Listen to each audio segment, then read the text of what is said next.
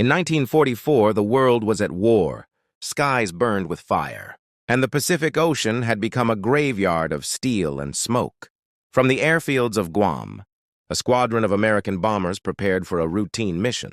Among them was Flight 19B, led by Captain Robert Langford, a calm and focused pilot, known among his men for his precision and courage.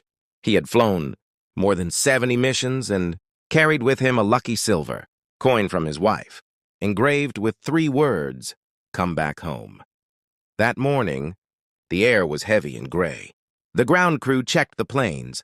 Engines roared, and one by one, the bombers lifted into the sky, their silver bodies shining against the darkening clouds. The mission was simple: patrol a section of the Pacific and return before nightfall. But a few hours into the flight, the weather changed. The sky, once calm, began to boil. Clouds gathered in monstrous shapes. Lightning flickered on the horizon, and the wind screamed across the wings. Langford's voice crackled through the radio.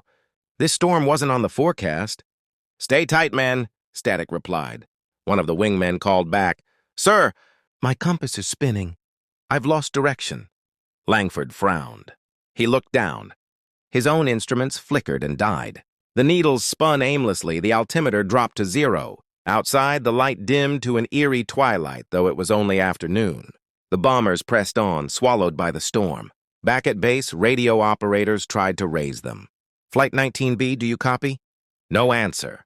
Only a faint hiss, then silence. For hours, the control tower listened, hoping for a signal, a word, anything. Then, from the static, came a fragment of Langford's voice. "We can't see land." "Clouds everywhere. It's like the sky has no end." Moments later, nothing.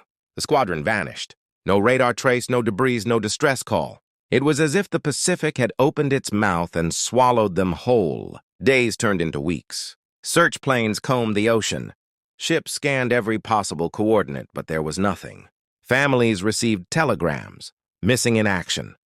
The war continued, and soon the names of Flight 19B faded into the long list of the lost. But for some, the mystery never died. Langford's wife never stopped believing. She would often stare at the sea from her porch, whispering, "He'll come home. He promised." 30 years passed. The world had changed. Jet planes ruled the skies. The war was a distant memory, and the oceans had grown quiet again. Then, in 1974, somewhere between the Philippines and the Mariana Trench, a small cargo vessel named Sundown Mariner was moving through thick fog. It was just after midnight when the radar officer noticed something strange, a slow-moving object, high above the water, closing in. "Could be a storm echo," he said, but the signature was too steady, too real. The crew stepped out onto the deck, peering through the mist, and what they saw froze them in place. Above them, gliding silently through the clouds, was a bomber plane, twin engines, broad wings, markings faded almost to ghosts. Its lights flickered dimly. The pilot's window glowed for a second, and a silhouette was visible inside. A man wearing an old flight cap, eyes forward, hands on the controls. The plane passed directly overhead, its sound low and hollow, like a whisper of engines long dead. The crew waved flashlights, tried to signal. The plane did not respond. Then, as suddenly as it had appeared, it turned slowly toward the clouds and disappeared into the darkness. Minutes later, the ship's radio crackled to life. The signal was faint, distorted but unmistakable, Morse code. The operator translated quickly. 3 short, 3 long, 3 short, SOS. Then words began repeating in broken code. "We are still here. We are still here." The crew recorded the signal and reported it to authorities.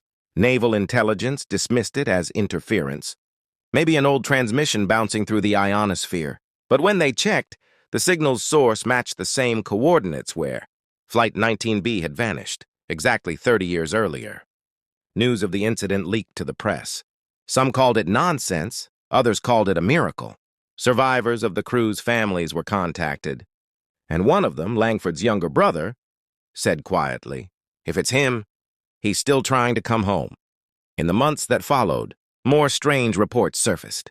Fishermen claimed to see a faint light over the sea at night, moving low, then vanishing. An air traffic controller in Guam reported picking up an unidentified aircraft. sending short bursts of WW2 era code. A tourist on a small island captured a photograph of a plane in the clouds. It showed a faded emblem from the 1940s, half visible through mist. A special naval research team was sent to investigate. They set up radar stations, deployed signal buoys, and waited. For weeks, nothing. Then one night, they caught a glimpse, a shape on radar, moving in circles as if lost, endlessly searching. A few seconds later, the signal was gone again. But the last ping showed it flying toward the storm belt.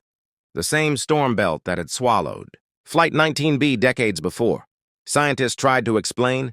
They spoke of magnetic anomalies, time dilation, pockets of atmospheric electricity. Some suggested the Bermuda Triangle effect, though this was far from it. Others whispered darker theories, that the storm had been a gateway, a place where time folded in on itself. Whatever it was, one thing was certain. Something in the sky had defied the years. Then came the final report. In late 1974, a Japanese fishing trawler found floating wreckage. A rusted propeller blade, half a wing, and a cockpit dial still showing readings frozen in mid-flight. The serial numbers were checked. They matched Flight 19B, but something didn't add up. The metal showed minimal corrosion, as if it had been submerged not for 30 years but only a few months. Investigators were baffled. It was as if the plane had disappeared from 1944 and reappeared in 1974 unchanged, still carrying the marks of the storm.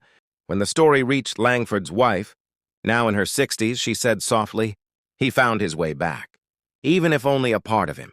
The signal, "We are still here," was played at a small memorial service where old comrades stood in silence. The sound was faint, ghostly, like voices through static, fading with each second, until only the sea remained. Years later, a researcher listening to the original tapes noticed something hidden beneath the main signal, a faint secondary message, buried in the noise. When filtered and amplified, it revealed a new phrase, spoken in Morse code just once. "Tell them, we saw the light." No one could explain what it meant. Some said it was a reference to the lightning storm. Others said it was something else, something beyond the storm. Today, the mystery of Flight 19B remains unsolved. Pilots crossing that same stretch of ocean sometimes report strange readings on their instruments, brief flickers of light, or echoes of old radio frequencies that should have vanished long ago. One aviator claimed he once heard a voice through the static saying, "Hold formation. We'll find home." The transmission ended abruptly and radar showed nothing. Perhaps the storm that day was more than weather. Perhaps it was a boundary, a curtain between worlds where time stands still and lost souls keep flying, trapped between yesterday and forever. Maybe somewhere far above the Pacific. Under those endless clouds, a lone bomber still roams, its engines whispering against the wind, carrying men who never knew the war had ended. The ocean keeps its secrets. The sky keeps its ghosts. And sometimes, when lightning flashes across the clouds, if you listen closely, you might still hear the faint echo of a radio, a distant voice saying, "We are still here."